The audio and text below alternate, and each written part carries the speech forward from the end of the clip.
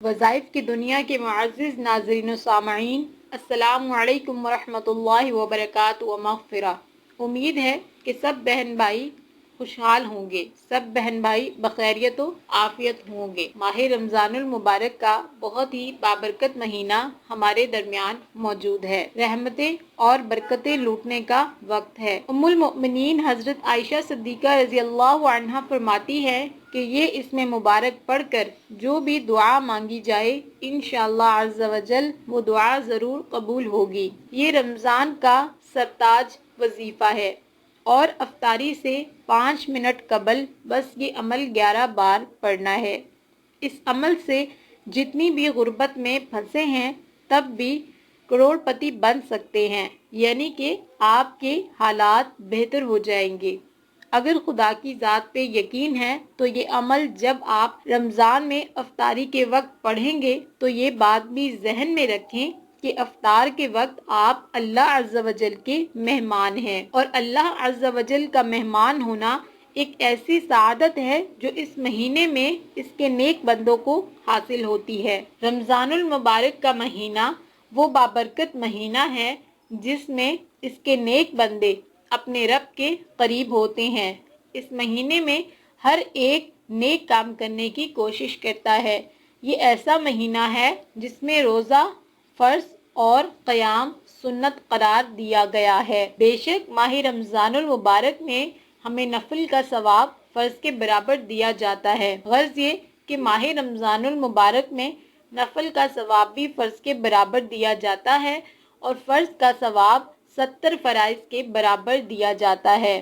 یہ خیر خواہی اور غم خواری کا مہینہ ہے، ایسا مہینہ جس میں مومن کا رزق بھی بڑھا دیا جاتا ہے۔ جو شخص بھی افطاری کے وقت یہ خاص اسم پڑھ لے گا وہ بہتر رزق سے نوازا جاتا ہے اور برائیوں سے انشاءاللہ عز و جل محفوظ رہے گا، قرضوں سے نجات ملے گی، رزق کشادہ ہوگا۔ اس وظیفے کے بعد انشاءاللہ عز و جل خدا کے بعد آپ کسی کے محتاج نہیں رہیں گے۔ آپ نے یہ عمل کرنا اس طرح سے ہے کہ افطار کے وقت کسی بھی روزے دار کی دعا کو رد نہیں کیا جاتا۔ افطار کے وقت باوضو ہو کر آپ نے اول آخر ایک بار درود پاک پڑھ لینا ہے، درود ابراہیمی پڑھ لیں یا آپ چھوٹا درود پاک پڑھ لیں، صلی اللہ علی محمد۔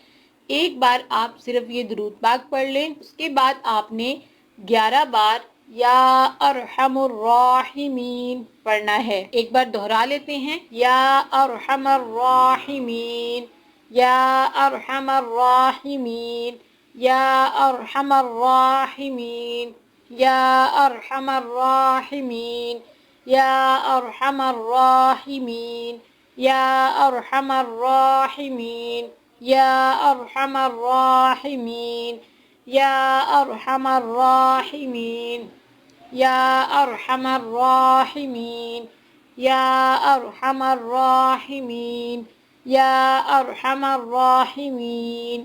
11 بار یہ پڑھنے کے بعد آخر میں آپ ایک بار درود پاک پڑھ لیں گے، صلی اللہ علی محمد۔ اس کے بعد جو شخص 4 مرتبہ یا ربی کہتا ہے تو رب تعالیٰ فرماتا ہے لبیک، مانگ کیا مانگتا ہے؟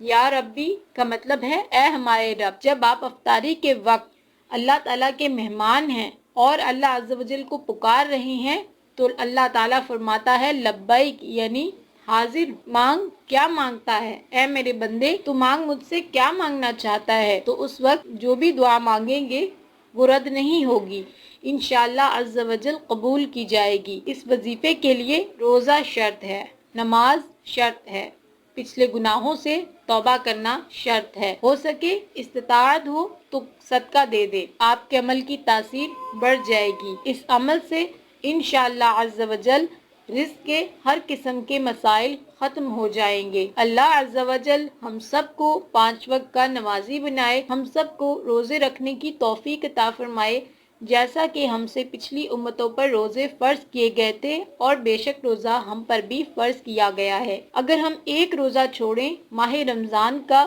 اس کے بدلے میں سارا سال بھی ہم روزہ رکھتے رہیں تو اس کا کفارہ ادا نہیں ہوتا، تو ہمیں ماہ رمضان المبارک کے روزے رکھنے ہیں۔ یا اللہ پاک ہم سب کو ماہ رمضان المبارک کے روزے رکھنے کی توفیق عطا فرما۔ ہم سب کو اس ماہ مبارک کے صدقے سے اپنے پیارے گھر کی حج بیت اللہ کی سعادت عطا فرما۔